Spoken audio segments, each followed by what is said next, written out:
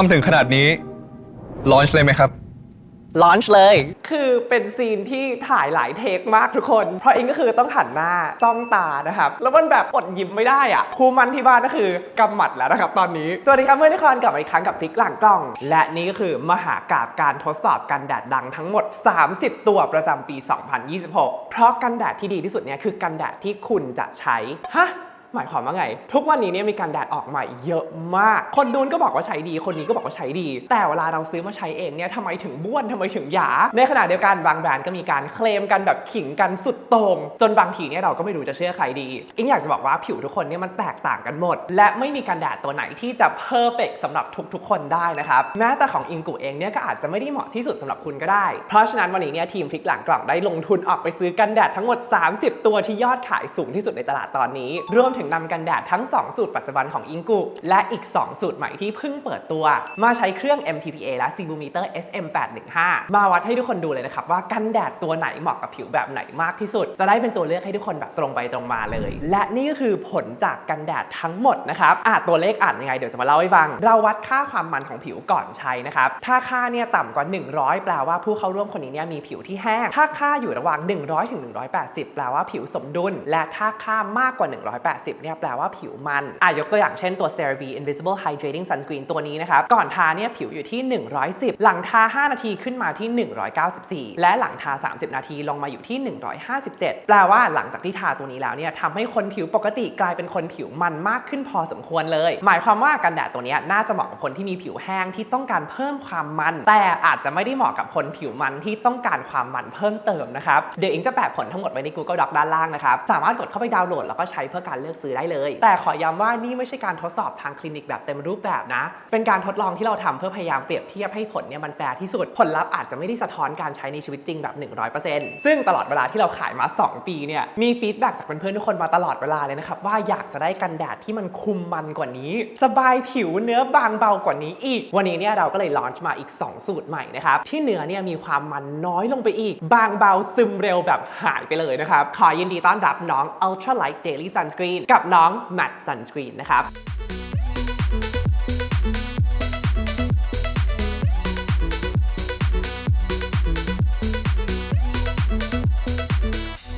เมื่อวันศุกร์ที่ผ่านมาเนี่ยเราเปิดตัวกันแดดน้องใหม่2ตัวที่เพิ่มขึ้นมาในซีรีส์กันแดดของแบรนด์อิงกุจาก Super Light Soothing Sunscreen กับ Aqua Defense Sunscreen ตอนนี้เนี่ยมีอิงกุ Blue V Light Ultra Light Daily Sunscreen และอิงกุ Blue V Light Matte Sunscreen SPF 50 PA 4 เป็นกันแดดที่ลงทุนวิจัยไปทั้งหมดเกิน2 ล้านบาทนะครับอันนี้คือแค่ค่าวิจัยอย่างเดียวเลยนะและเกิดหายนะขึ้นหลายอย่างมากที่ทำให้พวกเราได้ต้องดีเลย์ลอนช์ไปหลังสงกรานต์เพราะพวกเราอยากจะทำให้ดีทำให้ถึงก่อนลอนช์นะครับไม่งั้นเนี่ยไม่ลอนช์ดีกว่าเรื่องเกิดจาก ISO ทดสอบกันแดดตัวใหม่นะครับ ISO 23675ที่ประกาศเปิดตัวกลางทางระหว่างที่เรากำลังพัฒนาสูตรกันแดดอยู่เมื่อปีที่แล้วน้องก็คือเครื่องที่ทุกคนเห็นอยู่ด้านหลังอิงนี่เองนะครับช่วงเดือนที่ผ่านมาเนี่ยมีอินฟูหลายคนปั่นกระแสนะครับสร้างความกลัวแล้วก็ความสับสนทำให้หลายคนเนี่ยงงแล้วว่าสรุปการทดสอบ ISO แบบใหม่ที่เป็น in vitro หรือว่าการทดสอบ ISO บนผิวมนุษย์จริงเนี่ยอันไหนน่าเชื่อถือกว่ากันแดดที่ไม่ได้ทดสอบแบบนี้ถือว่าเป็นกันแดดไม่ดีหรอหลังจากที่อิงแล้วก็ทีมงานทุกคนเนี่ยได้มาอบรมเข้าใจการทดสอบแล้วก็การใช้เครื่องนี้แบบถ่องแท้แล้วเนี่ยพวกเราก็ได้อธิบายอย่างละเอียดในคลิปกันแดดหลายๆอันบนช่องนี้เรียบร้อยสรุปก็คือทั้งการทดสอบแบบ in vivo บนผิวมนุษย์จริงและการทดสอบแบบ in vitro ตัวใหม่ตัวนี้เนี่ยก็มีทั้งข้อดีข้อเสียที่แตกต่างกันฟันธงไม่ได้นะครับว่าอันไหนน่าเชื่อถือมากกว่ากันคือมาทดแทนกันและกันไม่ได้นะครับซึ่งจริงๆพวกเราก็พอรู้แล้วแหละว่ามันอาจจะมีประเด็นการเข้าใจผิดเกิดขึ้นปีที่แล้วเนี่ยเราก็เลยลงทุนทดสอบทั้ง2วิธีเลยนะครับให้มันจบเรื่องแต่กลับเจอหายนะนะครับเสียเงินไปหลักล้านแบบเปล่าๆเลยเพราะว่ากันแดดสูตรหนึ่งผ่าน ISO 23675ที่ประเทศไทยแต่ไม่ผ่าน ISO 24444แบบ in vivo บนผิวมนุษย์จริงที่ยุโรปในขณะที่อีกสูตรหนึ่งไม่ผ่าน ISO 23675ที่ไทยแต่บ้าจี้ไปผ่าน in vivo ISO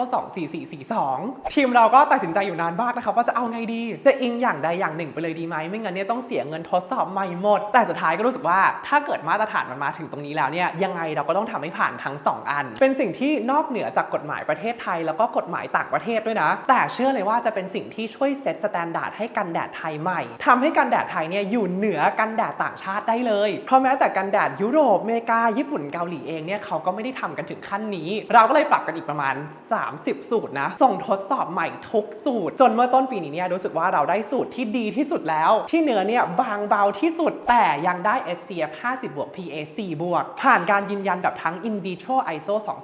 23675 In vivo ISO 24444และได้ค่า PA 4 บวกส่งวัดบนผิวมนุษย์จริงแบบ In vivo UVA ISO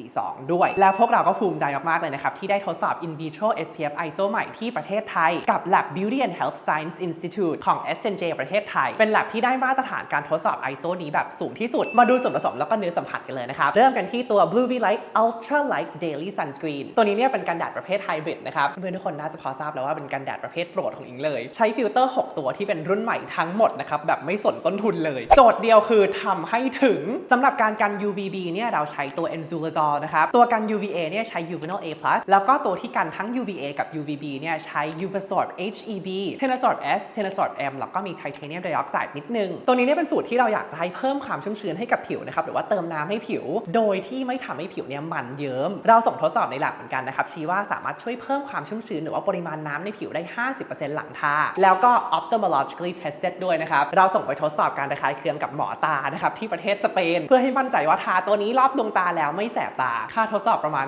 250,000 บาทนะครับใครทากันแดดแล้วไม่ชอบความรู้สึกแบบแสบตาเนี่ยตัวนี้ตอบโจทย์นะครับแล้วก็ส่งไป dermatologically tested เหมือนกันทาวันอาสาสมัคร 20 กว่าคนนะครับแล้วก็ให้หมอผิวหนังมานั่งเกรดให้ดูเลยนะครับว่าตัวนี้เนี่ยทานแล้วไม่เกิดการแพ้หรือว่าการระคายเคืองส่วนผสมฮีโร่ในนี้นะครับก็คือ Blue V Light เป็นสารสกัดจากดอกอัญชันเปลือกทับทิมแล้วก็เปลือกมังคุดพัฒนาโดยคุณแพทย์แล้วก็ทีมของเขาที่ S&P เป็นบริษัทตัวท็อปเลยในแง่ของการสกัดสารสกัดไทยนะครับคงคอนเซ็ปต์ของแบรนด์อิงกุว่าอยากจะชูงานวิจัยแล้วก็สารสกัดของคนไทยทีมเขาวิจัยมาอย่างหนักหน่วงเลยนะครับว่าสารสกัดตัวนี้เนี่ยมีสารต้านอนุมูลอิสระหลายตัวเลยที่สามารถช่วยปกป้องผิวจากแสง Blue Light หรือว่าแสงสีฟ้าเป็นแสงที่เราได้รับจากพระอาทิตย์นะครับแล้วก็มีงานวิจัยชี้ว่าสามารถทำให้เกิดจุดด่างดำได้มี Polysoft 1% นะครับเป็นน้ำตาลตัวหนึ่งที่จะสามารถช่วยเคลือบผิวแบบบางๆป้องกันไม่ให้ฝุ่น PM 2.5 มันเกาะติดผิวของเราได้เป็นฟิล์มบางที่เบาสบายผิวมากๆนะครับแล้วก็จะไม่ทำให้เกิดการอุดตันด้วยมีสารสกัดจากข้าวโอ๊ตนะครับหรือว่าเทรดมาร์คชื่อว่าโอ๊ตไบโอติกชาวช่องทุกคนรู้ว่าอิงชอบสารสกัดจากโอ๊ตมากเป็นหนึ่งในสารสกัดธรรมชาติไม่กี่ตัวนะครับที่ อยหรือว่า FDA อเมริกาเนี่ยเขารองรับว่าเป็น OTC เลยนะครับพูดง่ายๆคือเป็นสารสกัดธรรมชาติที่ช่วยรักษาผิวได้จริงปรับประโลมผิวลดอาการอักเสบเหมาะมากๆกับการใส่มาในกันแดดนะครับแล้วก็มี Ectoin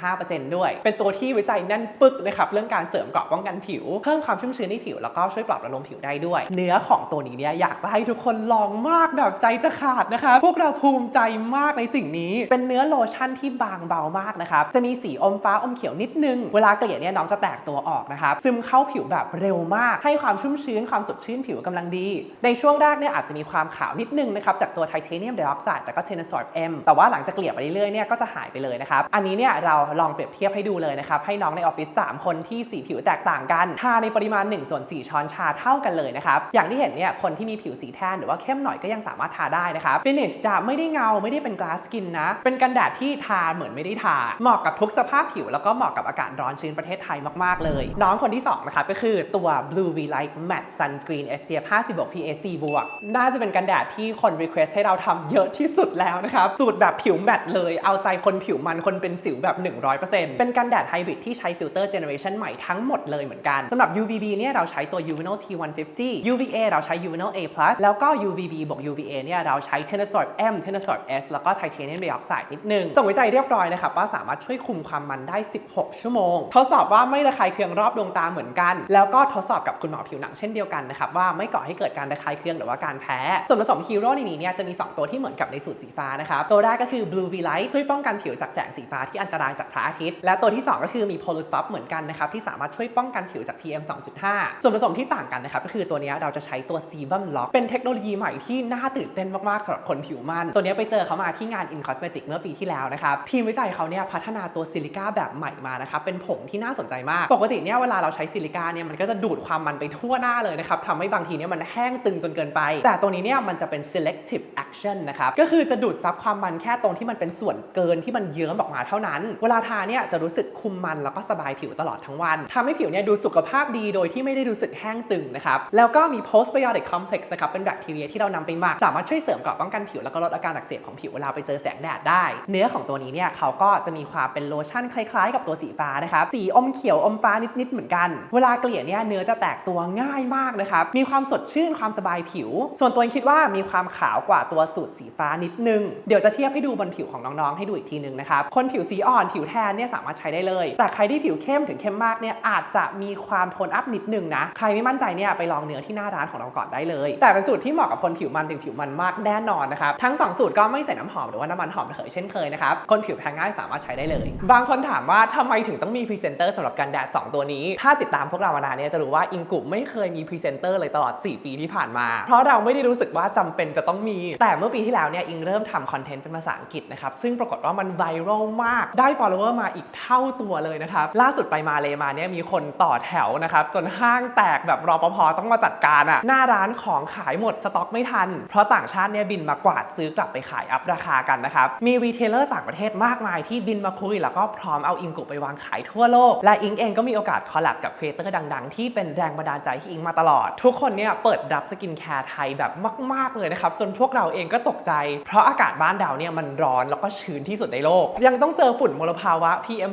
2.5 ที่1ในสูงที่สุดในโลกอีกเพราะฉะนั้นสกินแคร์ที่ได้ผลที่นี่เนี่ยแปลว่าเขาต้องได้ผลทุกที่บนโลกแน่นอนเราเหมือนกับเป็นด่านบอสสุดท้ายของสกินแคร์แล้วอะและไม่มีแคตตากรีไหนที่โชว์สิ่งนี้ได้ดีเท่ากับกันแดดไทยปีนี้เนี่ยเราเลยตั้งใจออกอีก2สูตรใหม่และรู้เลยว่าถ้าเกิดอยากจะให้เกิด Impact กับชาวโลกเนี่ยต้องมีกระบอกเสียงที่ช่วยอิงพูดได้อีกแรงคนที่ช่วยชูทีบิวตี้ได้ดีที่สุดซึ่งอิงว่าเป็นโชคดีของเรามากๆเลยนะที่อีกวงการหนึ่งที่กำลังบูมนะครับแล้วก็เป็นซอฟต์คัลเจอร์ของประเทศไทยได้ดีมากๆเลยเนี่ยก็คือวงการซีรีส์ของเราตอนเราตั้งโจทย์นี้ขึ้นมาเนี่ยก็มีคนติดต่อเข้ามาเยอะมากนัดคุยกับหลายๆท่านหลายๆค่ายจนมีวันหนึ่งเนี่ยได้มีโอกาสทานข้าวกับคุณเอสรู้ทันทีเลยว่าจะเป็นใครไปไม่ได้นอกจากคนคนนี้เอสเล่าให้ฟังว่าเขาเนี่ยเป็นนักว่ายน้ำทีมชาติซึ่งซีรีส์แรกที่เขาเล่นเนี่ยยังอยู่ในช่วงที่เขาต้องซ้อมว่ายน้ำกลางแจ้งอยู่ซึ่งสิ่งที่ทุกคนต้องเข้าใจเกี่ยวกับการถ่ายซีรีส์เนี่ยก็คือเขาไม่ได้ถ่ายเป็นซีนแบบเรียงตามลำดับไปนะเขาจะถ่ายเป็นคิวบางทีเนี่ยอาจจะถ่ายซีนแรกของซีรีส์กับซีนสุดท้ายของซีรีส์ในวันเดียวกันซีน2 3 4ถ่ายสลับเป็น4 2 3แล้วค่อยมาตัดเรียงตามลำดับอีกทีนึงซึ่งเอสเนี่ยเขาบอกว่าเขาฝึกว่ายน้ำเยอะมากนะครับจนช่วงนั้นเนี่ยตาเป็นแบบแพนด้าแบบนี้เลยค่อนข้างจะนอยนะครับเพราะในซีรีส์เนี่ยบางซีนก็ผิวเป็นแพนด้าบางทีก็กลับมาปกติเสร็จก็กลับมาเป็นแพนด้าใหม่ทั้งแต่งหน้าแบบกุมขมับแบบนี้นะครับอิงเองก็เคยเป็นนักว่ายน้ำโรงเรียนเหมือนกันนะตั้งแต่ป .1 จนถึงจบม .6 เลยแล้วเมื่อก่อนก็เป็นคนที่ไม่ทากันแดดเหมือนกันคือยุคนั้นกันแดดที่รู้จักคือกันแดดที่เหนียวเนอะหนะเด็กคนไหนจะอยากทาพาบ้าบอนดิ้งกันเรื่องนี้นะครับแล้วก็รู้เลยว่าคนนี้แหละเป็นคนที่เข้าใจถึงความสำคัญของการทากันแดดมากๆตรงกับเจ้าของแบรนด์คนนี้นะครับที่ทุกวันนี้เนี่ยออกไปข้างนอกต้องกางร่มกัน UV นึกว่าเป็นแวมไพร์นะครับคิดว่าเรา2คนเนี่ยน่าจะช่วยกันชูซอฟต์พาวเวอร์ที่เป็นกันแดดประเทศไทยได้ดีให้ชาวโลกเห็นว่ากันแดดไทยนี่แหละดีที่สุดในโลกแล้วนะครับถ้าใครอยากเจอเอสหรือว่าอยากเจออิงก็ได้นะครับหรือว่าอยากจะรู้จักผิวตัวเองมากขึ้นจะได้เลือกกันแดดที่เหมาะกับตัวเองได้มากที่สุดเนี่ยอาทิตย์หน้าเรานำอิงกุสกินแลบกลับมาอีกแล้วนะครับหลังจากที่รอบออนทัวร์กับรอบคาเฟ่ไปเนี่ยมีคนเรียกร้องให้เรานำกลับมาอีกเยอะมากซึ่งครั้งนี้เนี่ยเราจัดแบบยิ่งใหญ่3วันรวดเลยนะครับ8-9-10 พฤษภาคมบนพื้นที่ใหญ่มากใหญ่จนน่ากลัวนะครับช่วยมากันหน่อยนะครับไม่งั้นมันเขินที่มันใหญ่เกินเป็นการฉลองทั้งวันเกิดครบรอบ4ปีของอิงกุแล้วก็การเปิดตัวพรีเซนเตอร์คนแรกของแบรนด์เราด้วยกิจกรรมนี้จัดที่ลาน Eden Central World ชั้น 1ภายในงานเนี่ยมีกิจกรรม Skin Care Buffet นะครับใช้ช้อนตวงอิงกุยักษ์ตักสกินแคร์แบบไม่อั้นในเวลา10 วิซื้อกันแดดสูตรใหม่ของเราสูตรใดก็ได้1หลอดนะครับลุ้นรับสิทธิ์ Lucky Bad กับ S วันที่8 10 โมงเช้าถึงเที่ยงมาเจออิงได้นะครับเดี๋ยวอิงจะขึ้นเวทีเพราะว่าเราได้รับเกียรติจากผู้เชี่ยวชาญตัวแม่ตัวท็อปของวงการคิดสูตรสกินแคร์ทั้งนั้นเลยไม่ว่าจะเป็นคุณธนาทิพย์สาธนันท์เดี๋ยวจะมานั่งคุยกันว่าตกลง ISO in vitro ใหม่เนี่ยมันดีกว่า in vivo จริงหรอทำไมถึงมีคนเข้าใจผิดเยอะมากเดี๋ยวเราจะขนเครื่อง ISO ใหม่มาให้ทุกคนดูกันเลยและคุณแพน CEO จาก S&P มาคุยกันถึงอนาคตของสารสกัดไทยใน Skincare T Beauty ถ้าอยากฟังอิงกับอาจารย์เนี่ยมาเจอกันได้เลยนะครับเดี๋ยวอิงจะใส่ลิงก์ลงทะเบียนไว้ให้ด้านล่างเลยและภายในงานเนี่ยมีกิจกรรมอีกเพียบเลยนะครับอย่างผู้เชี่ยวชาญตรวจผิวด้วยเครื่องวัดผิวเกรดวิจัยเรียนรู้เรื่องส่วนผสมสารกันแดดแล้วก็การทากันแดดอย่างถูกวิธีวันที่9 4 โมงครึ่งถึง 6 โมงเนี่ยมาเจอกับ S ได้นะครับและวันที่10 4 โมงครึ่งถึง 6 โมงเนี่ยมาเจอกับแซนต้าสำหรับรายละเอียดเต็มๆเนี่ยติดตามผ่านเพจอิงกุสกินได้เลยนะครับปีนี้เนี่ยเราเข้าปีที่4นะครับโตขึ้นอีกเยอะเลยขอบคุณทุกคนที่โตมากับพวกเราแบบเฮลตี้มากๆใครได้ลองกันแดด2สูตรใหม่นี้แล้วเนี่ยก็มาฟีดแบ็กให้พวกเราฟังด้วยนะครับตื่นเต้นมากๆแล้วก็พร้อมส่งมอบให้ทุกคนแล้วนะครับสำหรับนี้ก็ขอบคุณมากๆที่ให้อิงแล้วก็ทีมงานทุกคนเนี่ยได้เข้ามาเป็นส่วนหนึ่งในชีวิตของเพื่อนทุกคนนะครับและไว้ได้เจอกันใหม่นะครับบ๊ายบาย